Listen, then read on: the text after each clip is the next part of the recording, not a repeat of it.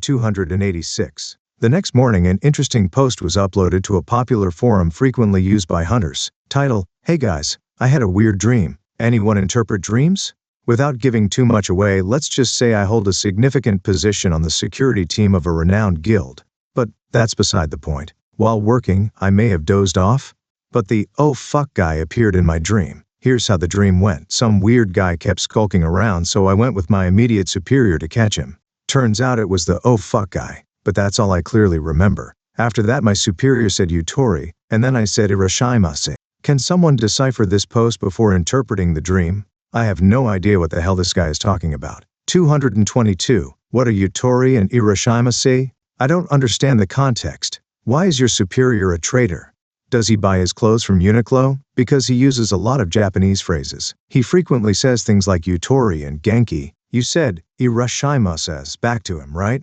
Yeah, I think so. This guy's crazy. Yep, laugh out loud. I feel bad for your superior. Working with you must feel like torture. But when I told my superior about the dream, he said he had a similar one. In his, the "oh fuck" guy beat up 100 of our guild members and faced off with the Ares Vice Guild Master. I want to beat up the author. It's true, I swear. And then he freaked out because he lost his phone. It was the latest adult phone model, so he was pissed. Hello, I'm a practicing shaman. I felt a strange energy from the post. Can you explain what's going on? Wait, are you really a shaman? No, I'm just kidding. OMG, are you crazy? The post was deleted in less than 10 minutes. Those who saw the post dismissed it as the ramblings of an overenthusiastic fan. No one suspected that the Ares Guild was involved in this sequence of events. Except for me.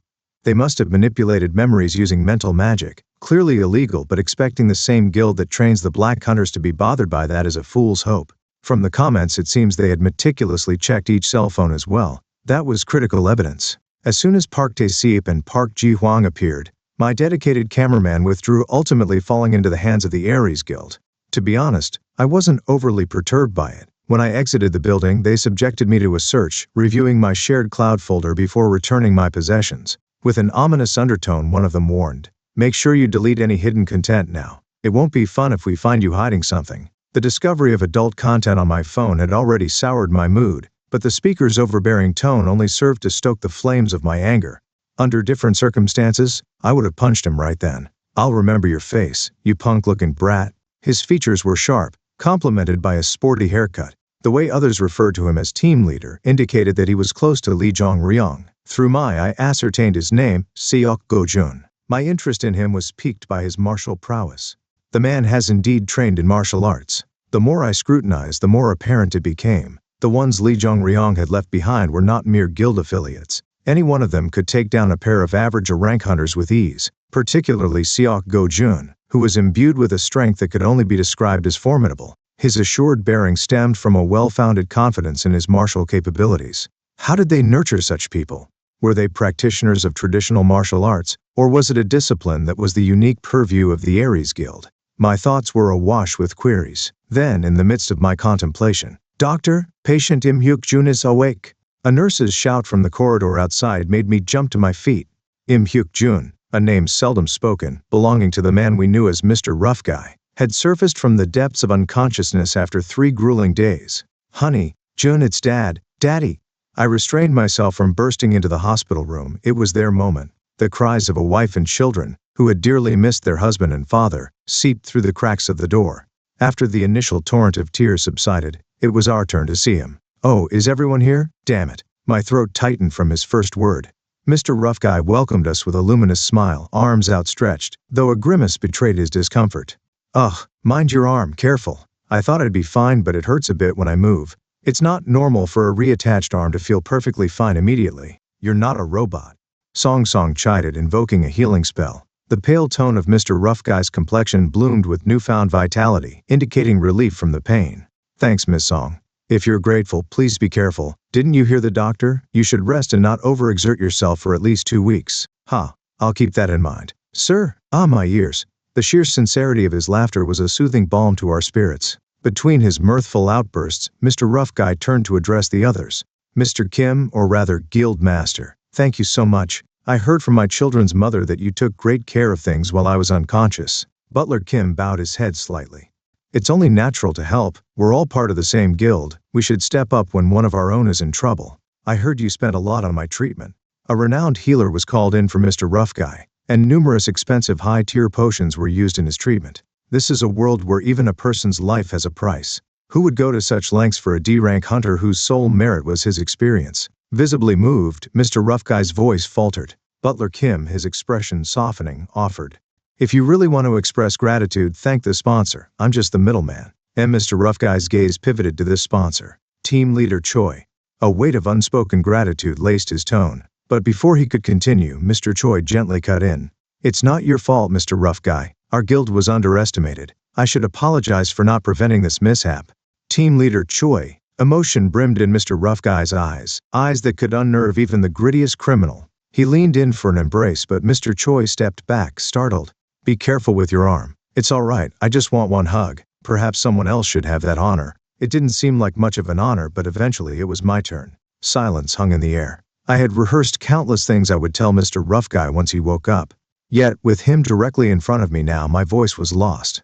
It was Mr. Rough Guy who broke the silence first. "How are they?" "Pardon, my wife and kids, aren't they lovely?" His sudden display of tender-heartedness left me fumbling.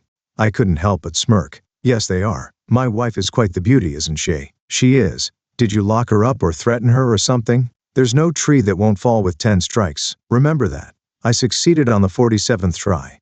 "Didn't you just say that there's no tree that won't fall with 10 strikes?" Mr. Rough Guy chuckled.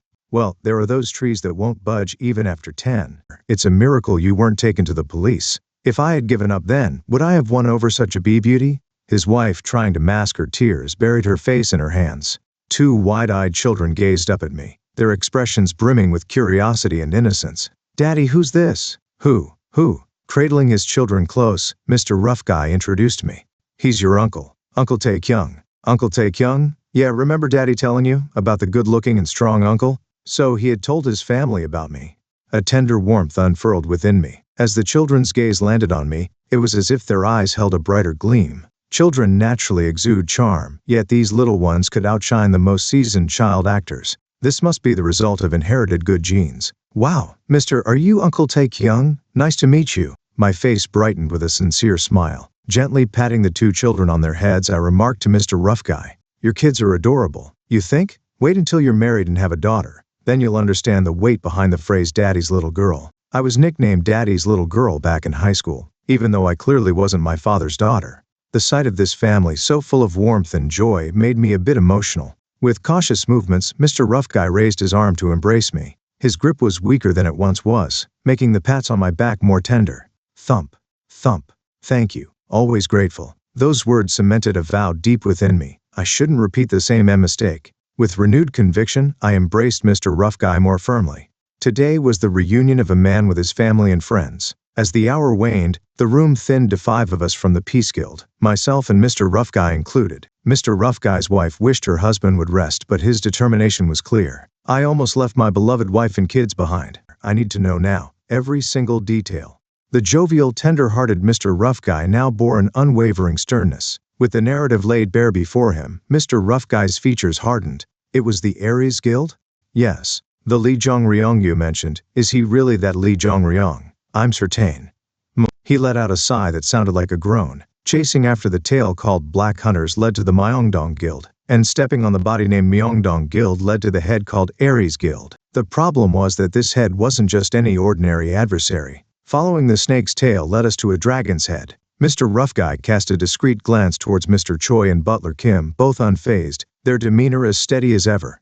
However, I had noticed an earlier expression between the two, in those fleeting moments before Mr. Rough Guy's return to the world of the waking, as the Aries Guild's name first hung in the air. A flicker of unrest had disturbed their still calm. "There's definitely something." I couldn't pinpoint the exact reason. Both Song and I felt something was off. While we persistently probed, the two promised to explain later, but have kept silent since Mr. Rough Guy woke up.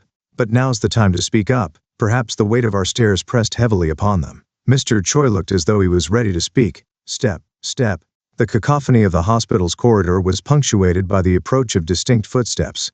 They carried a gravity, a reverberation that set them apart, and with them, an almost tangible aura. "They're coming." Upon my words, we all found ourselves instinctively standing. As expected, the footsteps stopped right outside our room. Knock, knock. A soft knocking preceded the turning of the handle, and the face that appeared was one I had confronted not half a day prior. Seiko-jun? Wait, if he's here does that mean? Before I could complete the thought, Seiko-jun's face retreated, making way for another man. Despite being close to 70, he looked like he was in his 40s.